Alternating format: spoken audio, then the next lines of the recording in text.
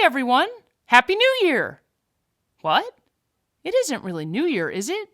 It's a new church year. The church year begins with Advent and ends with celebrating Christ, the King of the universe, which we did last week. So that must mean that this week we start Advent. Advent is a purple season. Purple stands for drawing close to God through opening our hearts up in prayer.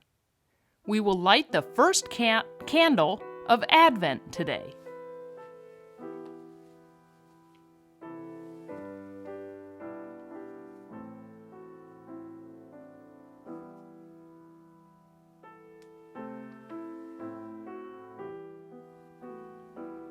Advent is a time when we anticipate Jesus' coming.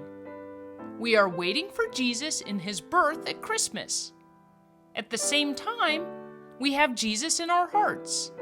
So we spend the time drawing close to Jesus in our hearts and looking forward to seeing him alive in the world around us. There are 4 weeks of Advent.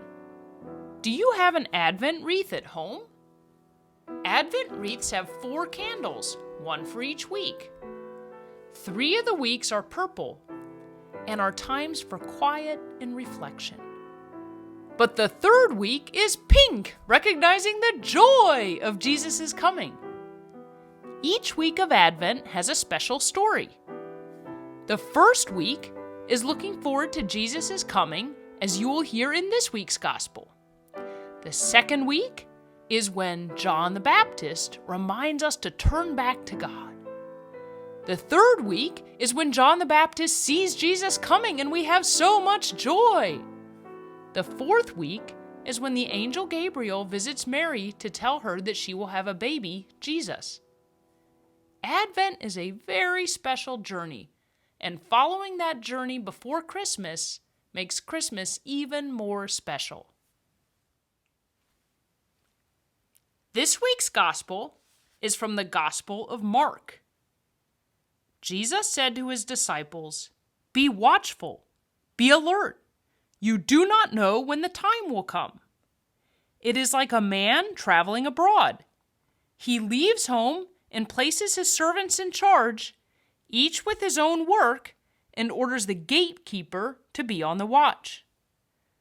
Watch, therefore, you do not know when the Lord of the house is coming."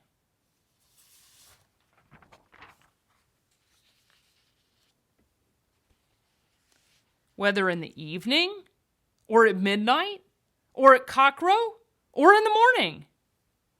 May he not come suddenly and find you sleeping. What I say to you, I say to all, watch. In this week's Gospel, Jesus tells his disciples to be watching and alert. Jesus is like a man traveling far away. He leaves his disciples and each of us in charge of our work. What is our work? Our work is to do Jesus' work while he is away.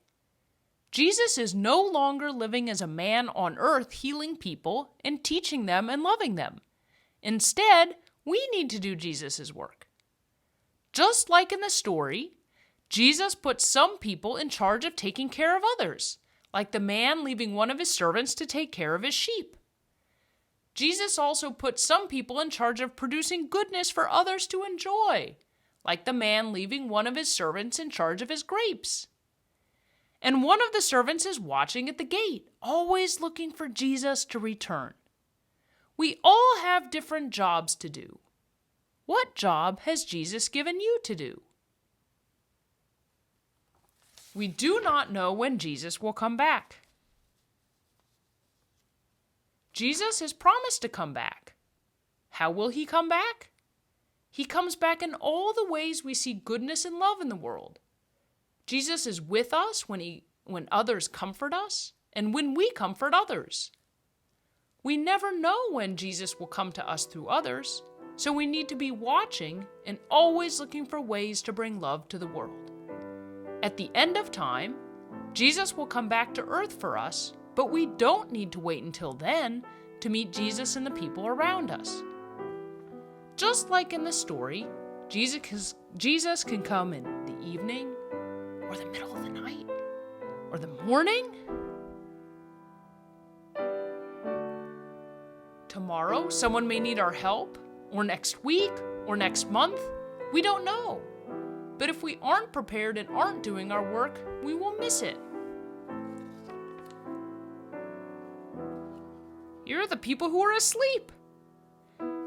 When this servant was asleep, there's a wolf coming after the sheep. When this servant fell asleep, the grapes withered. And here's the watchman asleep at the gate, and the gate's wide open. And here comes the man back, and he's shocked and disappointed that they're not ready. So how do we not miss it? As Jesus says, we watch. We watch for Jesus all around us.